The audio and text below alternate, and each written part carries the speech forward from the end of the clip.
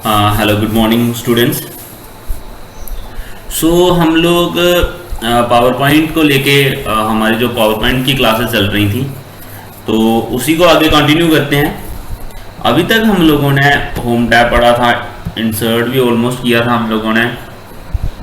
जो main tab थे इसमें डिज़ाइन था, ट्रांजिशन था और एनिमेशन था। ये हमने अच्छी तरह से कर लिया इसको।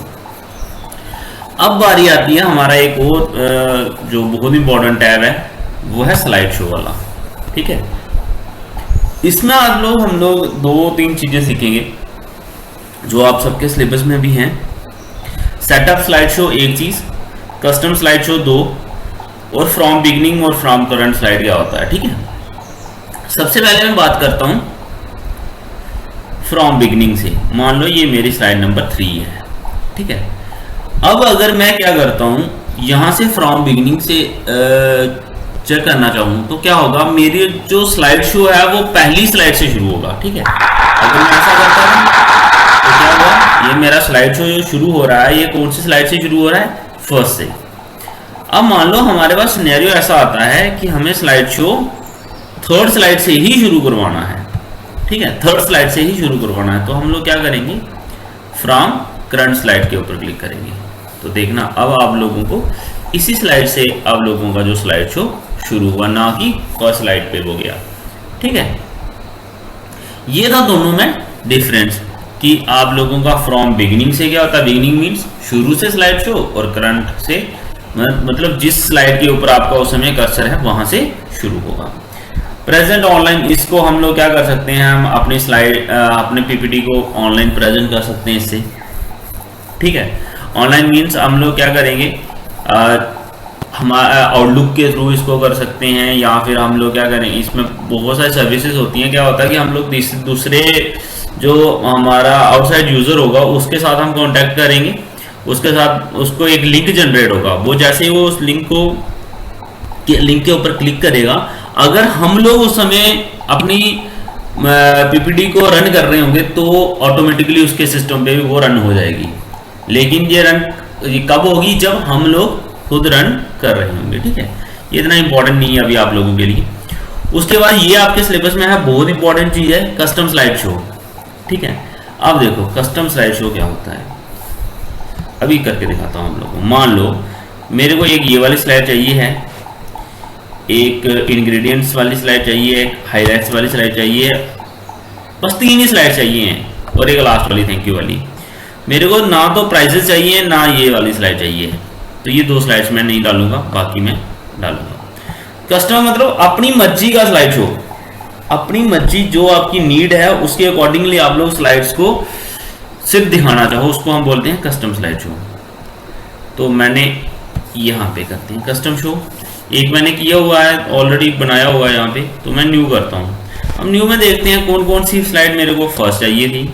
यहाँ से आप लोगों को सिलेक्ट करते जाना। इंग्रेडिएंट्स चाहिए थे, हाईलाइट्स चाहिए थे, प्राइस नहीं चाहिए था हम लोगों को, हाईलाइट्स चाहिए थे, और लास्ट वाली स्लाइड। इनको ऐड करो, इनको ओके करो, और इसको शो करवा दो। फर्स्ट स्लाइड आ रही है, उसके बाद नेक्स्ट स्लाइड कौन सी आएगी, जो हम लोगों ने वहां पे सिलेक्ट की है, ये आ गई हमारी नेक्स्ट स्लाइड जिसमें इंग्रेडिएंट्स हैं। उसके बाद हाइलाइट्स भी आएंगे, हाइलाइट्स को भी हम लोगों ने क्या किया था, हाइलाइट्स को भी हम लोगों ने ऐड उसमें किया था, ये वाला तीसरे वाला। ठीक है, उसके बाद स्लाइड नंबर 4 थी, वो हम लोगों ने शायद नहीं की थी, जिसमें वो फोटोग्राफ्स थे, वो शायद फोटोग्राफ्स ना आए बिल्कुल। और लास्ट में क्या आ रहा है, सिर्फ हमारा थैंक यू फॉर वॉचिंग। ठीक है, ये था कस्टम स्लाइड शो। अच्छा, उसके बाद हम लोग आते हैं सेटअप स्लाइड शो। हाँ, बहुत इंपॉर्टेंट है बच्चे, ध्यान से देखना इस चीज को, खास करके एक चीज को ध्यान से सीखना। अब मान लो मैं क्या करता हूं, जैसे अभी पहले मैं आप लोगों को एक यहां से स्लाइड शो करके दिखाता हूं। देखना आपका, ये मेरी फर्स्ट स्लाइड थी। ठीक है, अब ये मेरी सेकंड स्लाइड है, मैं थोड़ा जल्दी इसको करते जा रहा हूँ क्लिक करके।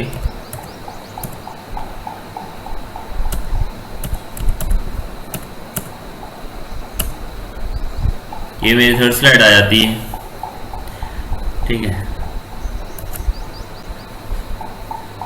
और उसके बाद हमारी फोर्थ स्लाइड आएगी प्राइसेस वाली।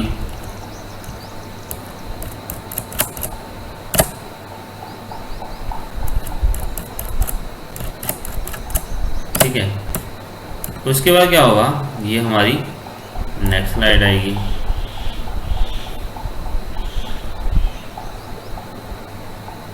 उसके बाद लास्ट स्लाइड आएगी।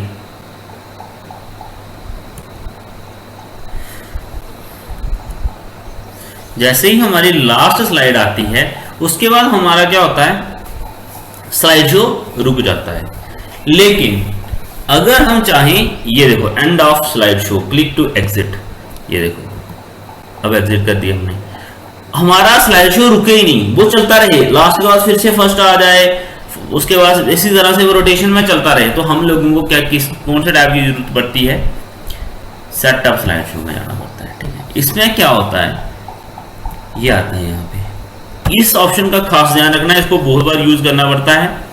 लूप कंटिन्यूसली अंटिल एस्केप, जब तक हम लोग एस्केप नहीं करते हैं, जब तक हम लोग ESC वाली जो की होती है, एस्केप की होती है, उसको अगर हम लोग नहीं क्लिक करते हैं तब तक वो चलता रहना चाहिए। अब देखो अब क्या होगा, देखो आप लोग, मैं क्या करता हूं, मैं यहां से इसको प्ले करता हूं फ्रॉम करंट स्लाइड, ठीक है।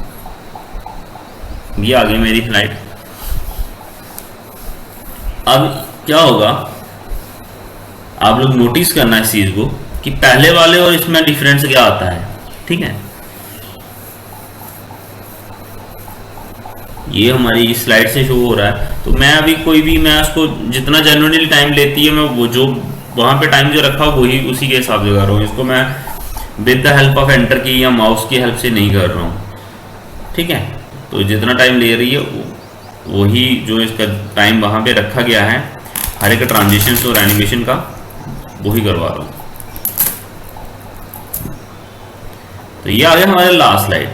अब लास्ट स्लाइड के बाद देखो, लास्ट स्लाइड के बाद कहाँ जा रहा है, वापस फिर से फर्स्ट स्लाइड में। यही डिफरेंस होता है लूप वाला। जब तक मैं इसको एस्केप की प्रेस करता हूं, अब वो चला गया, ठीक है।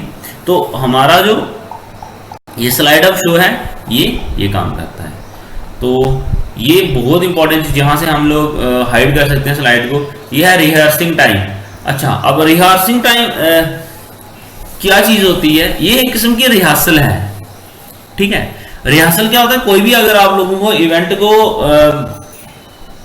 अगर मान लो किसी इवेंट में आप लोगों को पार्टिसिपेट करना है, तो उसके बाद आप लोगों को क्या करना पड़ता है, उससे पहले आपको रिहर्सल करनी पड़ती है। तो रिहर्सिंग टाइम क्या होता है, रिहर्स टाइमिंग्स क्या होती है कि मान लो आप लोग किसी के सामने अपनी प्रेजेंटेशन प्रेजेंट कर रहे हो, आपके पास रिमोट नहीं है। बड़ी बार होता है कि आपके पास रिमोट नहीं होता, तो मान लो मेरे को यहाँ पे 1 मिनट लग सकता है इस स्लाइड को पढ़ने में, तो मैं यहाँ पे क्या करूंगा,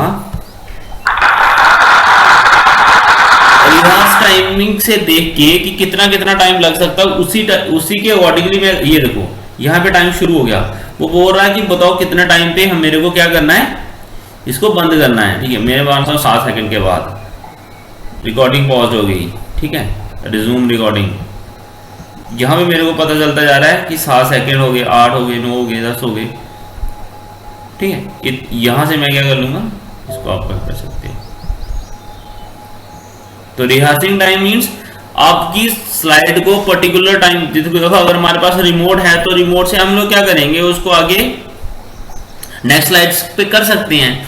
मोस्ट ऑफ द टाइम आपके पास रिमोट होता है जब आप लोग स्लाइड शो करवा रहे हो, लेकिन कई बार नहीं होता है, तो हम लोग क्या कर सकते हैं, हम लोग यहां से टाइम फिक्स कर सकते हैं कि एक स्लाइड से दूसरी स्लाइड पे जाने का टाइम इतना लग रहा है, वो बंदा इतने टाइम में पढ़ सकता है इस चीज को।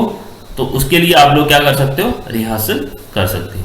ये था हमारा slide show tab. I hope आप लोगों को मुझे समझ आया होगा। फिर भी अगर कोई डाउट होगा तो आप लोग मेरे को कमेंट सेक्शन में या फिर क्लास के टाइम में पूछ सकते हो।